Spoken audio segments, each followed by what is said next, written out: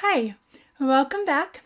In this lecture, we are going to look at what happens to the polypeptide's primary sequence and therefore the protein's final configuration when you have a mutation. A mutation is defined as a change in the DNA code. Now, there's a couple different ways that you can have mutations.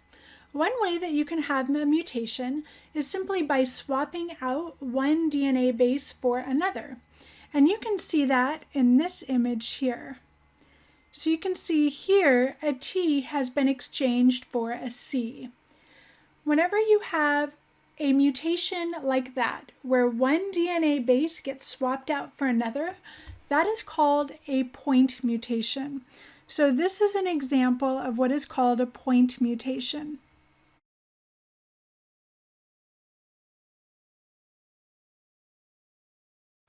But it's not the only way that DNA can change.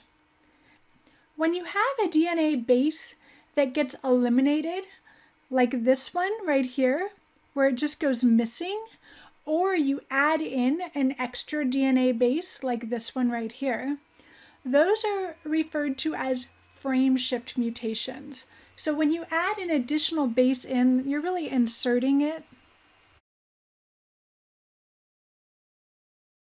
And when you take a DNA base away, you're deleting it.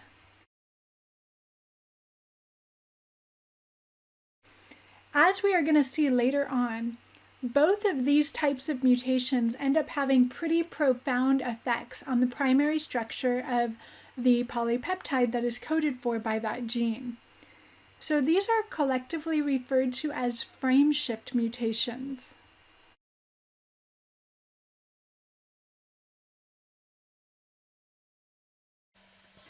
All right, let's use some examples so we can see what the potential outcomes are when we have different types of mutations. We're going to start with this DNA code.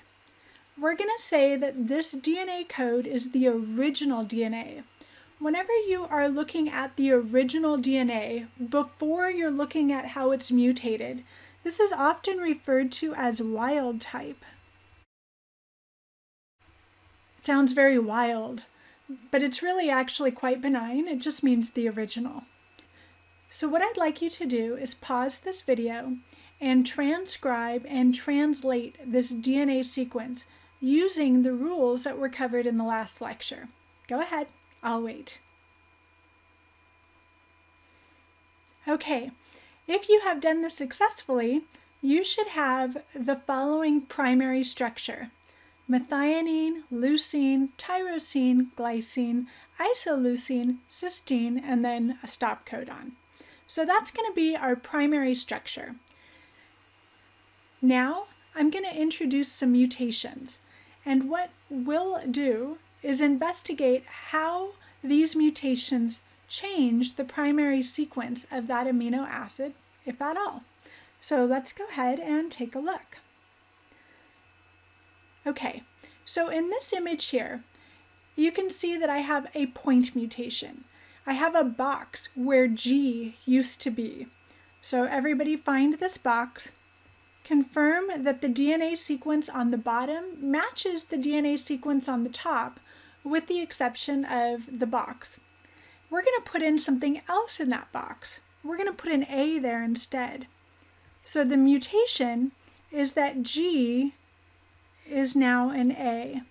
And remember, this is a point mutation because we're simply substituting one DNA base for another. So where G was, we now have A. Everything else in the DNA sequence is the same. So how does that change our RNA transcript? Well, everything is going to be the same except for what's in that box right there. So A is going to translate to U, like so. So now what we need to do is we need to go look at, well, what does GGU code for? And is it different than what GGC codes for? Let's take a quick peek.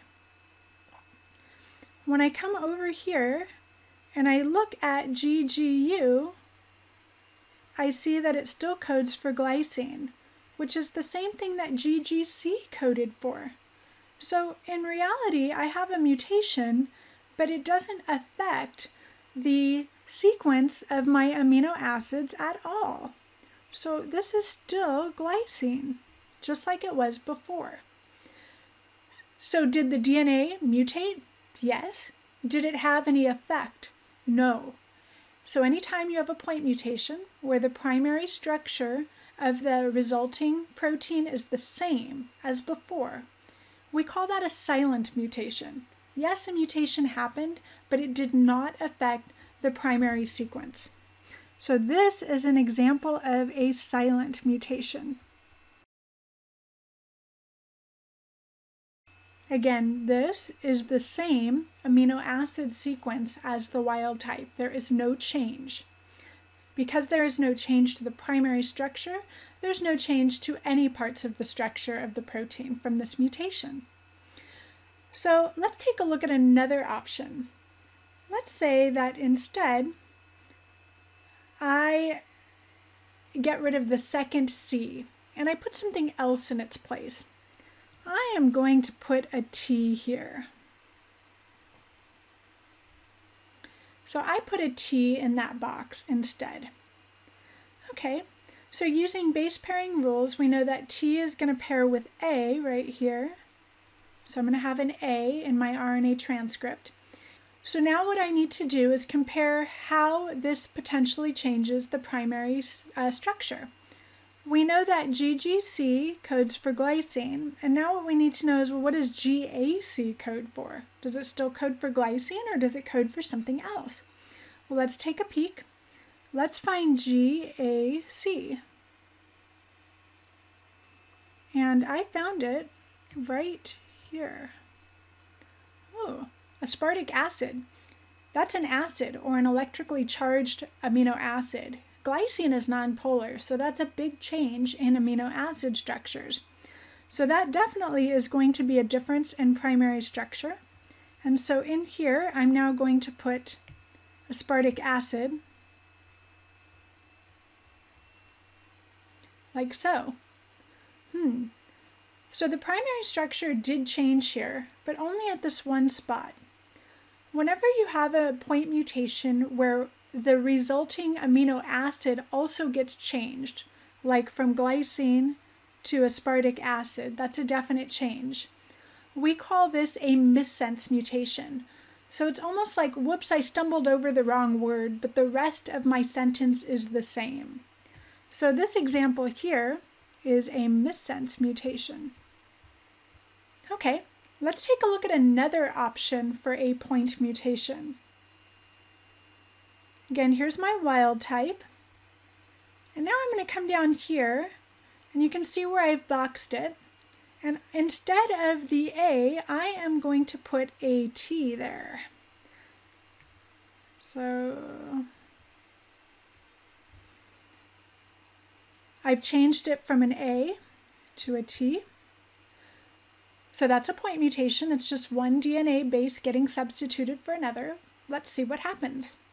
When I look at my RNA transcript, it's no longer going to be UAU, it's now going to be UAA, like so.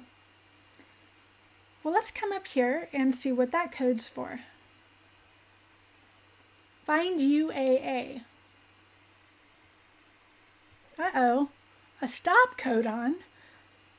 What does that mean? It means exactly what you think it means. Stop means stop. So when the ribosome is translating this mRNA, it's going to read AUG and put methionine. Then it's going to come over and read CUC and put leucine. And then it's going to read UAA and fall off. And so what this means is none of this is going to get translated. That's the end of it. So we call this type of mutation one that substitutes an amino acid for a premature stop codon. We call this a nonsense mutation.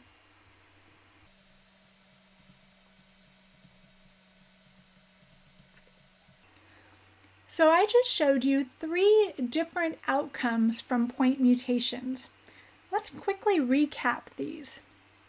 So again, a point mutation means that a single DNA base is substituted for another DNA base, like A is substituted for C, or C is substituted for T, etc. And depending on what happens with the codon, the outcome could be nothing of relevance. That would be a silent mutation. So a silent mutation is no change to the amino acid sequence.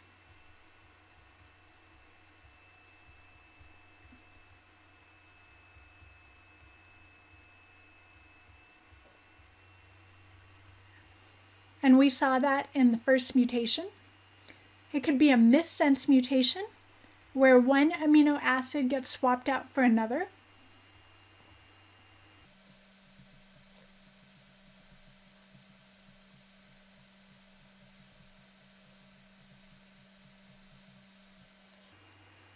Or it could be a nonsense mutation, where the mutation puts a stop codon too early.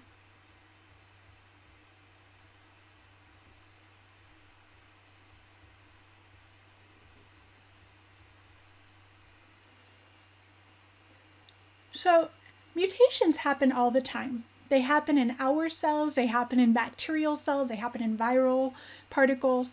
If you had to guess, which type of mutation do you think would be the most common?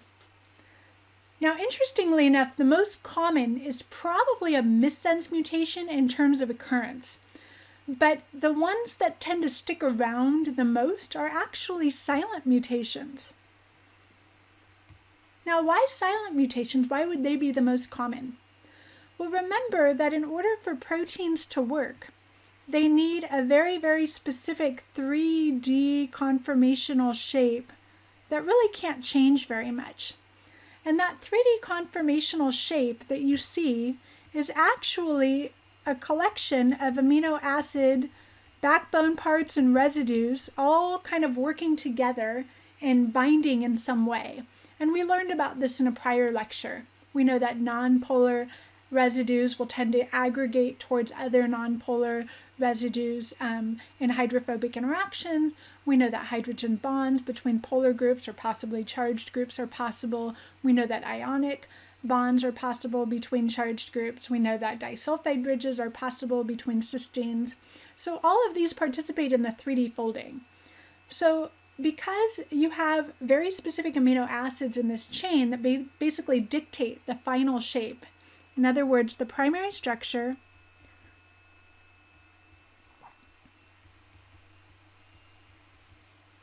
dictates what shape you're going to see here. Any changes to the primary structure is probably going to change the shape. And if the shape is already set up in a way that makes it work, changing the shape is going to possibly make it work in a worse way or not work at all. So silent mutations tend to be the most common because they do not change the primary structure and therefore they don't change the shape. Now, missense mutations and nonsense mutations are typically what are called deleterious. And deleterious is just a word that says bad.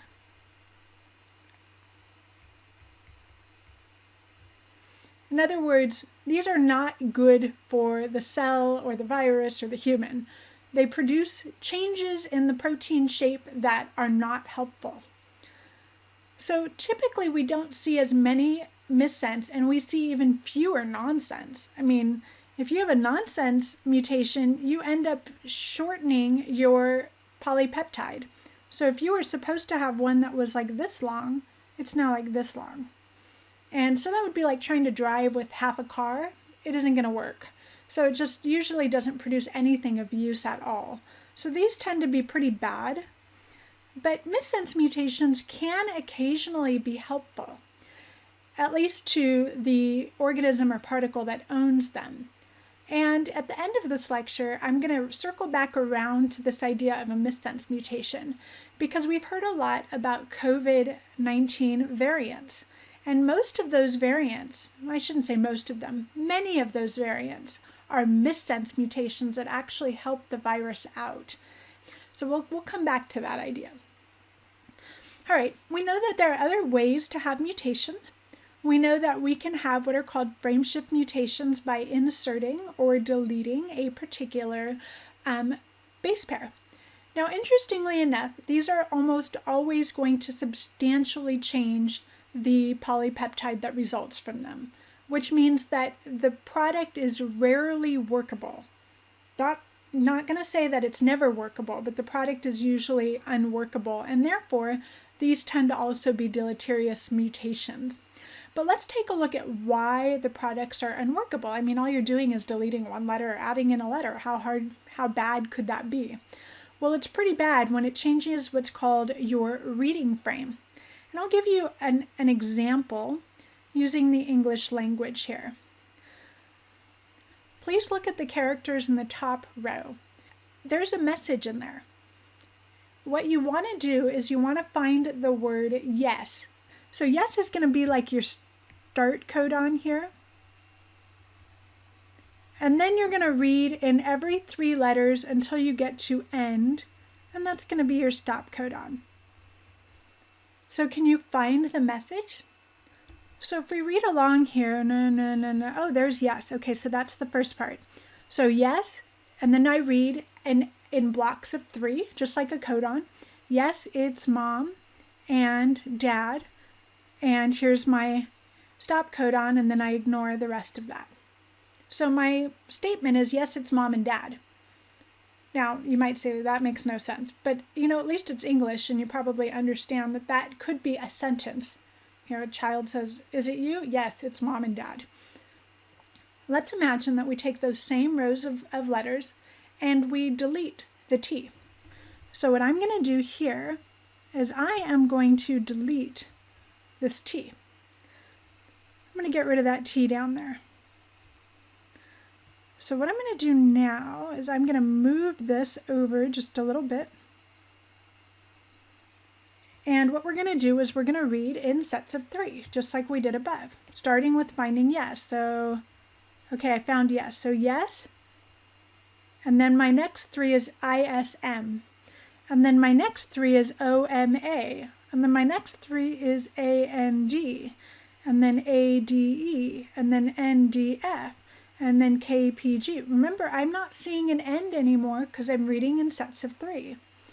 And what you might notice is it starts out with yes and then quickly turns into gibberish. Yes, Imma, Oma, Nda, Aid, Ndiv, and it never seems to end, right? Until you get to the end of the strand. So frameshift mutations change the way you read the RNA and consequently drastically change the primary structure, very often skipping over the stop codon, and you keep going to the rest of the RNA. So let's conclude this by actually putting in a frameshift mutation into this DNA. Now, in my last example, I did a deletion, but this time I'm going to do an insertion. And I'm just making this up here on the spot. I don't have anything planned, but I think I'm going to put a C here and see what happens. So I'm going to go ahead and move everything over.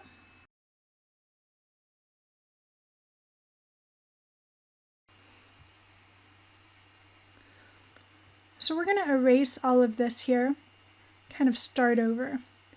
We need to reorganize our codons based on this insertion. Okay, so briefly, it's going to be CAT, and then ACC, and then GTA, and GAC, and GAT, and T, and we don't know. So let's go ahead and transcribe those.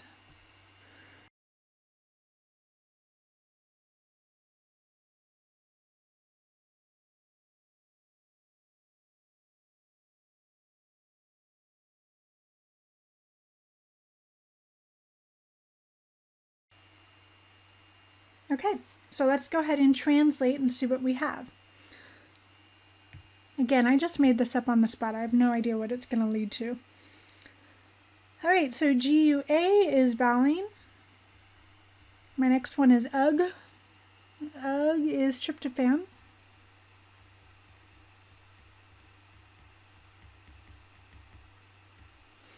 Then I have CAU, histidine.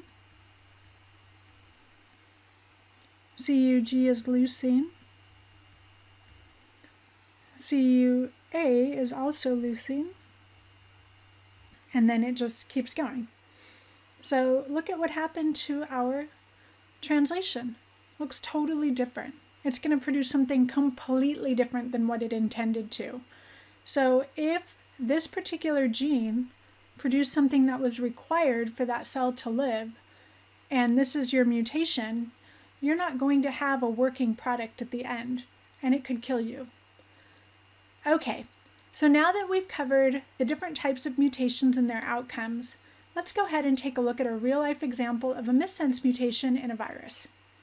So no doubt, you have heard about these new variants of coronavirus 19 or COVID-19, and these new variants are very alarming. They are named for where they were first detected. So we have our UK variant, our South African variant, Brazilian variant, and they all have something in common. They all seem to be more transmissible. Well, it turns out that they all have something else in common as well. They all have experienced mutations. And not just mutations anywhere in the genetic code, but mutations specifically in a region that codes for this protein right here that's shown in red. That protein is known as a spike. And spikes are critical for a virus getting into our cells. So basically, the way this works is the coronavirus has a bunch of spikes on the outside. And the spikes, being protrusions, need to bind to some receptor on our cell. And how infectious that virus is to our cells is somewhat reliant on how well they fit. If they only have kind of a poor fit, then it might take that COVID virus a while to get in there, and maybe it just falls off and it never ever binds. But if the spike is supremely designed, meaning it's got a 3D conformation that allows it to really tightly adhere and therefore get into our cells, then that's going to be a version that is much more infectious and therefore also easier to transmit. In other words, it's better adapted for humans. Now, unfortunately, the new variants that are causing alarm to scientists have not really been well studied yet. I should say the studies are probably ongoing. The studies have not been published yet in terms of how the new variants are different from the old variants in terms of causing disease and infecting cells. But we can turn to a variant that was established in early 2020. Now, this particular variant has a missense mutation that also affects the spike. And this missense mutation occurs at position 614 on the protein that codes for the spike. And it is a missense mutation that swaps out aspartic acid for glycine. Now remember, aspartic acid is electrically charged. Glycine is nonpolar, so this is actually a pretty big change. And it turns out that that missense mutation causes a drastic conformation in the spike. And so the spike ends up being kind of like folded over a little bit. And you almost think of it like if this is the head of the spike that is meant to bind to the receptor, think of having like aspartic acid right here, which is electrically charged, being attracted to something positively charged down here and kind of getting pulled down a little bit so that it's really hard for that spike to really open up like a flower and bind. Well, if you change that piece that's kind of hooked down with that electrical interaction and you change it to something nonpolar, nonpolar doesn't want to interact with anything positively charged. So guess what? It pops open. And that's exactly what we see. So the original conformation of that spike protein, which actually did not fit very well into our receptors because it was so closed, experienced a mutation, a missense mutation, where the aspartic acid got changed into glycine, and that caused all of these changes here. And so we can actually see that in this cute little GIF here. It opens up like a flower. There's the original mutation, now everything opens up. So going from a closed flower to an open flower seems to have created a scenario where this mutation called D614G, so D stands for aspartic acid, 614 is the location of the missense mutation, and G is the new version. And it turns out that that missense mutation allows that open spike to more aptly bind to our receptors and get into our cells. And you can see that a little bit here. So there's the spike binding to a receptor on our cell. So the consequence of this is that it takes fewer viruses to infect us. And because the viruses are more able to bind to our cells and infect us, we end up creating a greater magnitude of viruses, meaning the viruses have an easier time even just jumping from cell to cell. And so consequently, we shed a lot more viruses as well. So we shed more viruses, it takes fewer viruses to infect another person. And you could see how this version over here would quickly become the dominant version. So how does that impact mortality rate? Well, interestingly enough, being more transmissible in and of itself leads to higher death counts. And here's why. This hypothetical scenario talks about an original virus that is not very transmissible, and then one that, let's just say it was a little bit more lethal, meaning that once it got into a person successfully, it increased the mortality rate, but it wasn't more transmissible.